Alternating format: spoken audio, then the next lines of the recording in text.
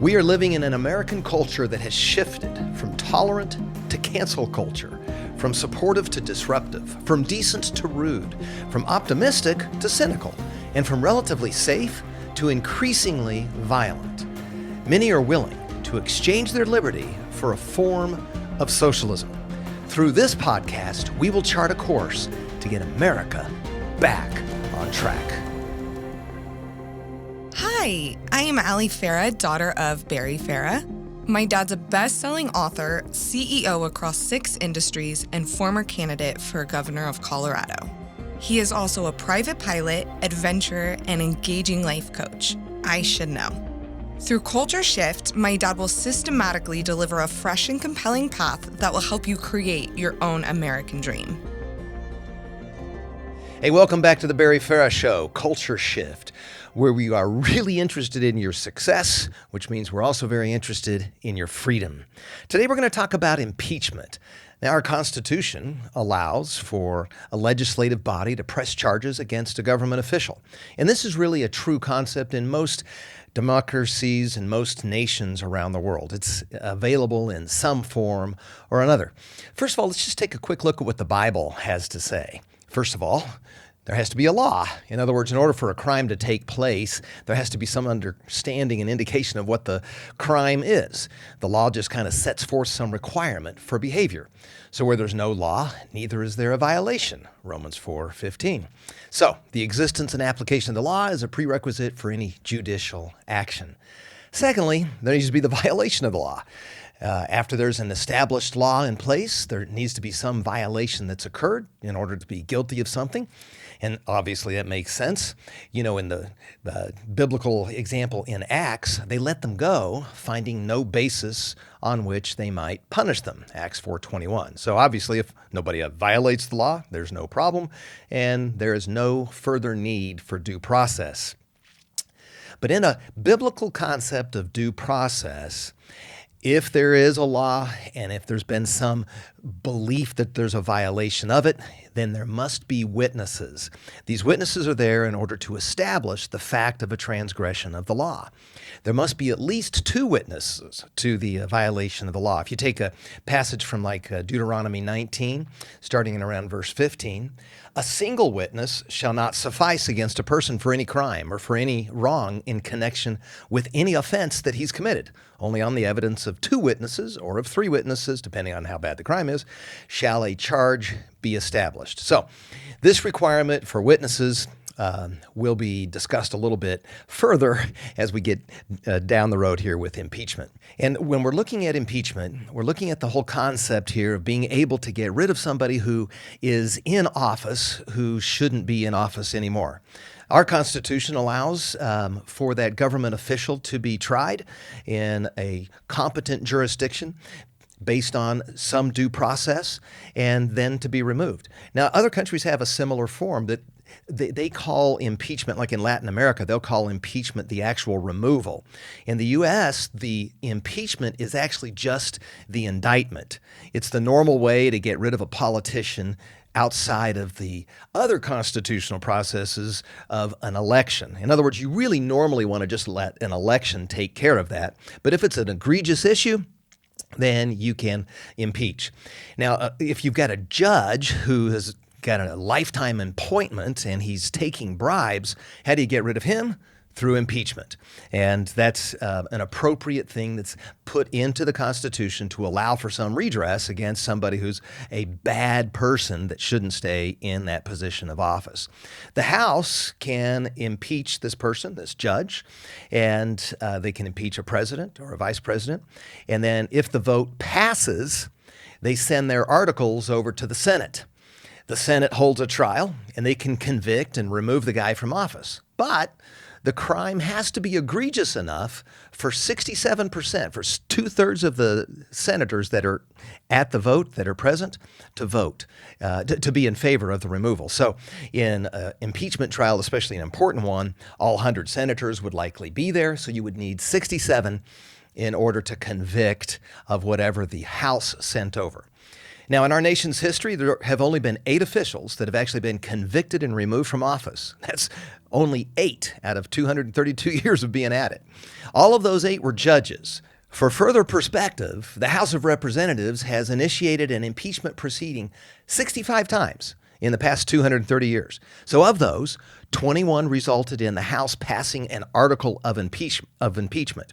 Those articles of impeachment then go over to the Senate, and 8 of those have resulted in removal of office. So why is it that only 21 of the 65 impeachment proceedings resulted in articles that could be sent over to the Senate? Well, there's this investigative step. I mean, that's what's required. And during this investigative step, 44 of those 65 proceedings failed. In fact, 14 presidents have had investigations toward a potential impeachment proceeding. And that includes all the presidents in my lifetime: Reagan, H.W. Bush, Clinton, Bush, Obama, and Trump in my adult lifetime. The investigative step usually starts out in the House Judiciary. In Nixon's case, it actually started out in the Senate. In Bill Clinton's case, it was actually started out by an independent counsel. But most of these impeachment proceedings die or get tabled in committee. And that's because this investigative step is intended to find some material fact that allows the actual impeachment proceeding to be taken seriously.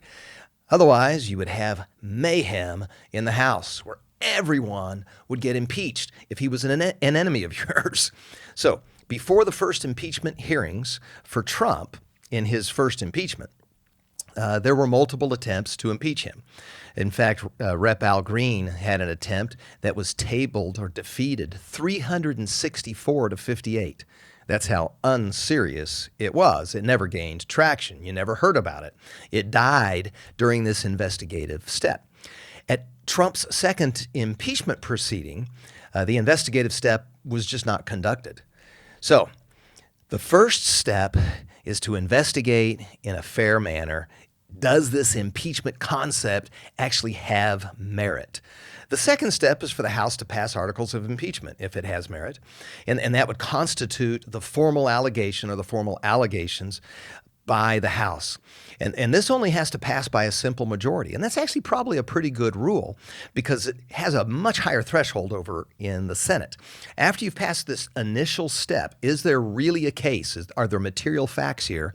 Then the defendant has been impeached if the House, by simple majority, rules that those articles should be passed on to the Senate. That's really the equivalent of an indictment. So now you do have a chance as president or vice president or one of these judges to defend yourself from this impeachment, but that's going to all happen over in the trial in the Senate. And that's the third step. That's where the Senate actually puts together a real trial with managers that are sent over from the House and managers that are sent by the Senate, and this Senate tries the accused. In the case of the impeachment of the president, the Chief Justice of the United States, he's the one who presides. And so if it was somebody else, the president of the Senate could do it, but obviously be a conflict of interest if the vice president was presiding over a president getting judged. So conviction in the Senate requires that you've got this 2/3 supermajority of the ones who are present. And so it's a pretty high threshold. And the result of the conviction is you're removed from office. And after that, if you want, as the Senate, you can separately vote for disqualification from holding any other federal office in the future. The first president where this happened was Andrew Johnson. It was in 1868. And I got to tell you, I'm no fan of Andrew Johnson. I probably would have been one of the guys wanting him to be impeached. Johnson was a Democrat. And the Democrats in that time period, right after the Civil War, 1864 plus, were against providing black Americans full access to freedom rights. Johnson was vice president under Republican Abraham Lincoln, one of my favorites. Abraham Lincoln brought him on the ticket to try to restore some unity during his second term. He thought it'd be a good idea to get somebody from Tennessee that was a true Southerner. When Lincoln got assassinated, Johnson became president. Johnson was against citizenship for slaves, for former slaves. Radical Republicans is what they were called in the House and the Senate, wanted full equal access for all former slaves and all black Americans. The moderate Republicans wanted some form of fair treatment for African Americans. As a result, The Republicans, who had a huge majority, overrode Johnson whenever they could. But since the North Democrats and the South wanted to keep black Americans from getting their federally guaranteed rights, Johnson was this symbol of this post-Civil War anti-equal treatment movement. So I would have been right there with the Republicans to try to impeach Johnson. But it still had to be legal, and it still had to go through a process. And step one is this investigative process. Do we have merit? And that started in March of 1867 and went to February of 1868, almost a year. So that's when the United States House of Representatives resolved to impeach Johnson in February of 68. So the primary charge against him was that he had violated this Tenure of Office Act passed by Congress in March of 1867. Now, Congress honestly primarily passed this law to prevent Johnson from making his own cabinet decisions, especially as it related to getting rid of people that Lincoln had in there. So what Johnson did is ignored that. And vetoed it. They overrode him and made it law. He ignored the law, and then he went on to fire the Secretary of War, Stanton. And he was a diehard Lincoln supporter, an appointee of Lincoln, part of the radical Republican group who supported 100% equality for all black Americans. That was the Republican stand. Johnson replaced this Stanton guy, who was this Lincoln appointee, with someone that he liked better. So you couldn't impeach him for his horrible beliefs, his style, his antics, all of which caused a lot of concern. But they tried to impeach him for this violation of a law that they put in place to clip his wings as the chief executive. The impeachment articles went to the Senate right away. And it was a nail-biter. Johnson escaped being removed from office by only one vote. His antics were awful, and I totally disagree with his policies, yet before being impeached, according to our Constitution, he deserved a fair trial. When he narrowly retained his power, the result for the nation was that even if Congress disagreed with his style, antics, and beliefs, he couldn't be removed over policy, style, and administration of his office. It also resulted in a diminished presidential influence on public policy, and it actually caused the presidency to be more governed heavily by Congress itself. So that's the first one. The second president that was impeached was Bill Clinton, and that was in 1998. The offense was high crimes and misdemeanors. The specific charges were lying under oath and obstruction of justice. The catalyst for the president's impeachment was the Starr Report. It's a September 1998 report that was prepared by independent counsel Ken Starr for the House Judiciary Committee. The process of the House went from October 8th through December 19th to investigate. That's before they sent the articles. That's before they voted on the articles. Then they sent the articles to the Senate, and the Senate started the trial in January 1999 with Chief Justice William Rehnquist presiding. On February 12th, Clinton was acquitted on both counts. There were 100 senators present, and that meant that 67 needed to vote in favor of the conviction to remove him from office. On the first count, 45 senators voted to convict him, and on the second count, it was a tie, 50-50. 50 senators voted to convict him, while 50 voted for acquittal. So Clinton kept his position, remained as president for the remainder of his second term. The only blemish is that if you look up his term, you'll see that he was the second president of the United States that was impeached. The third president impeached was Donald Trump. This happened for the first time on December 18th, 2019. Here's where the House adopted two articles of impeachment against him. One was abuse of power, and the other was obstruction of Congress. The Senate acquitted Trump on these charges February 5th. The inquiry phase went back from September to November 2019. There were congressional committees that were deposed, that had witnesses deposed. There were a number of public hearings that were held. And then December 3rd, the committee voted 13-9 just on party lines to adopt a final report. And then there was an impeachment hearing before the House Judiciary Committee. And then after that, it voted along party lines to recommend the two articles of impeachment. And then it wasn't until after all that that the full House approved articles in mostly a House line vote. But you hear all of that process? Those are the normal machinations of an impeachment process.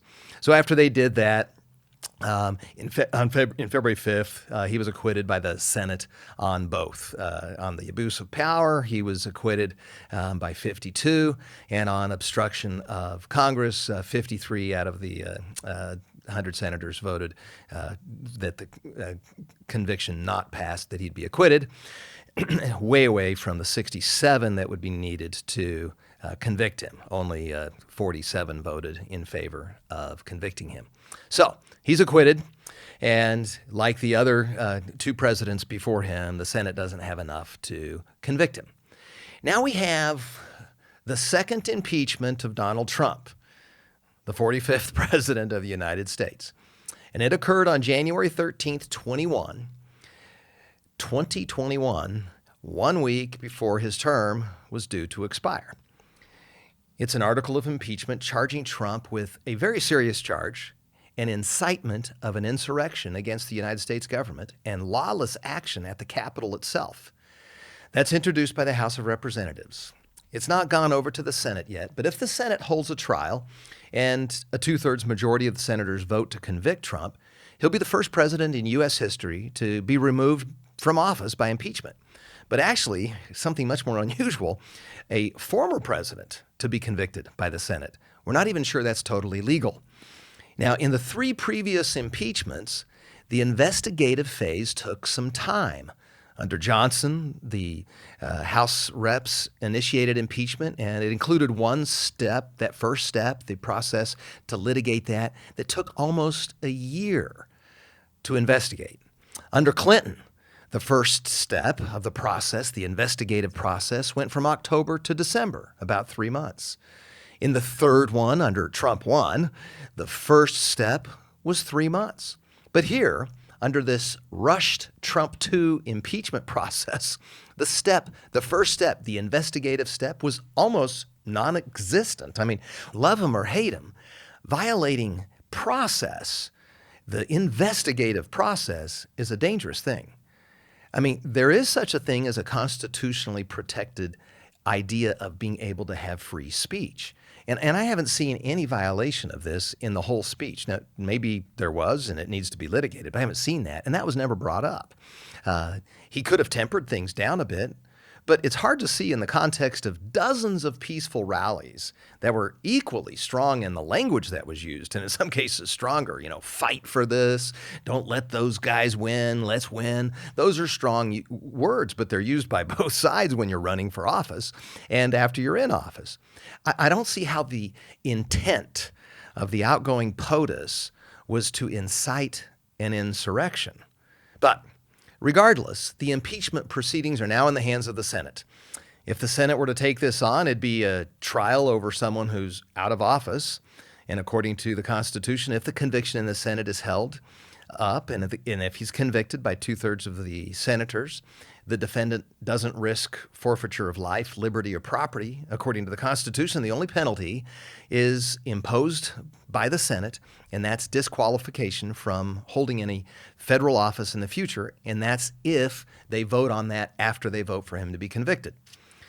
Since he's already going to be out of office, and since he wasn't granted the due process in step 1, I fear what this does is open the door to make impeachment just a political weapon rather than one of substance and material fact. The investigative process is important, and it certainly should include these basic concepts of going to some of the witnesses who actually were at the rally and asking them basic questions. What was your interpretation of the statements made by the president at that rally? What did he say, and how did you interpret it? Were you under the belief that you should go to the Capitol and start an insurrection? And why weren't these witnesses given a chance to just weigh in prior to the impeachment proceeding? After all, they're the ones that are accused of responding to this insurrection. And so these basic questions seem to be missing, and as a result, basic due diligence and due process seems to be out of this process. And whether you absolutely love the outgoing POTUS or just can't stand him and don't like anything about him, I think it's important for everyone that we follow process and give everyone their just due. Otherwise, we run amok and become, unfortunately, not a nation under law, but a nation that elevates political expediency over truth and justice. And that would be very bad. So my goal is for you to be equipped and empowered and encouraged to hang tough for everything related to freedom. Your success depends on it. God bless you. Hi, I'm David Farah. Thank you for listening to my dad's podcast, The Barry Farah Show, Culture Shift. Click subscribe now to be sure you don't miss an episode. Share this podcast with your friends on social media and give The Barry Farah Show your 5-star rating.